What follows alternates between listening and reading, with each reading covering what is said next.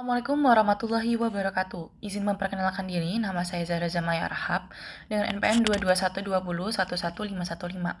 Di sini saya akan memaparkan hasil dari makalah saya yang berjudul Peran Etika Profesi dalam Mencegah Praktik Malpraktik Hukum di Indonesia.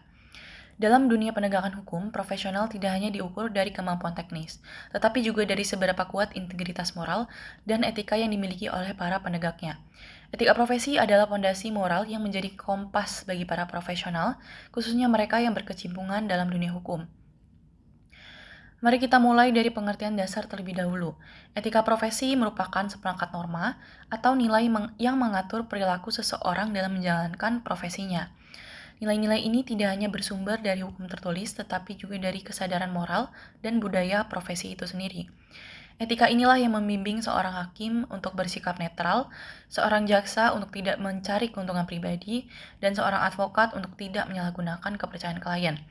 Disinilah peran utama etika profesi sebagai penjaga moral sekaligus penuntun tindakan. Namun, dalam praktiknya, tidak semua penegak hukum menjalankan tugas sesuai dengan etika profesi yang berlaku.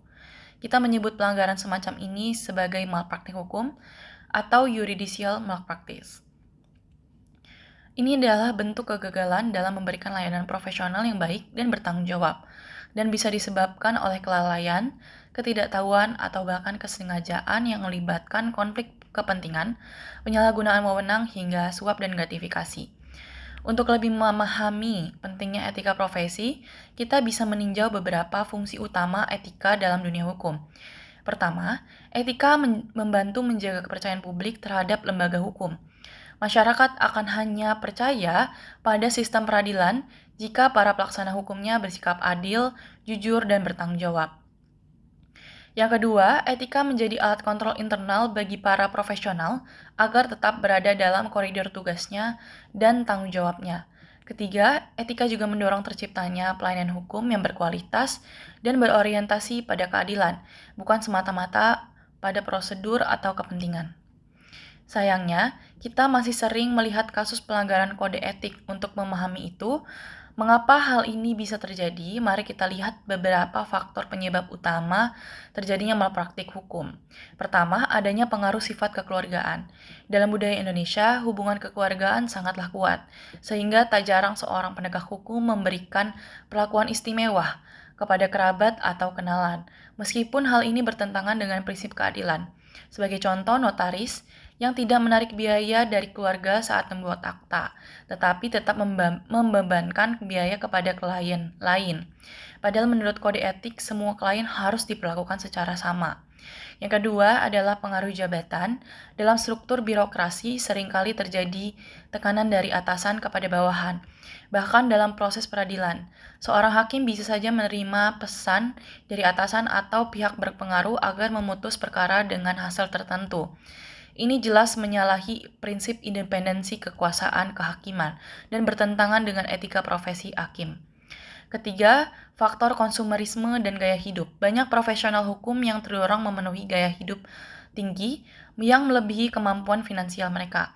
Untuk itu, sebagian memilih jalan pintas dengan menerima imbalan yang tidak sah, kolusi, atau bahkan korupsi. Misalnya, seorang dosen yang meminta bayaran dari mahasiswa untuk menaikkan nilainya. Ini adalah pelanggaran kode etik akademik dan juga analoginya juga terjadi di dunia hukum. Yang keempat dan yang paling mendasar adalah lemahnya iman dan integritas pribadi. Tanpa ketakwaan dan moral yang tinggi, seorang profesional akan mudah tergoda oleh uang, kekuasaan, atau tekanan eksternal. Ketakwaan kepada Tuhan adalah benteng terakhir dari perilaku etis. Jika ini lemah, maka etika profesi yang tertulis tidak hanya akan punya daya ikat yang kuat secara moral. Lalu bagaimana cara kita mengawasi dan menindak pelanggaran etika? Disinilah peran organisasi, profesi, dan lembaga pengawas sangat penting. Dalam profesi advokat, pengawas dilakukan oleh PRADI atau Perhimpunan Advokat Indonesia. PRADI memiliki Dewan Kehormatan yang bertugas memeriksa dan mengadili laporan pelanggaran kode etik. Jika terbukti, sanksinya bisa berupa peringatan, skorsing, bahkan pencabutan izin praktik. Sementara itu, untuk hakim, pengawasan etik dilakukan oleh Komisi Yudisial. Komisi Yudisial menerima laporan dari masyarakat dan melakukan pemeriksaan terhadap dugaan pelanggaran kode etik dan pedoman perilaku hakim. Hasil dari pemeriksaan ini akan direkomendasikan ke Mahkamah Agung dan jika perlu dibentuk majelis kehormatan hakim untuk mengadili pelanggaran tersebut. Untuk jaksa, pengawasan dilakukan oleh Komisi Kejaksaan.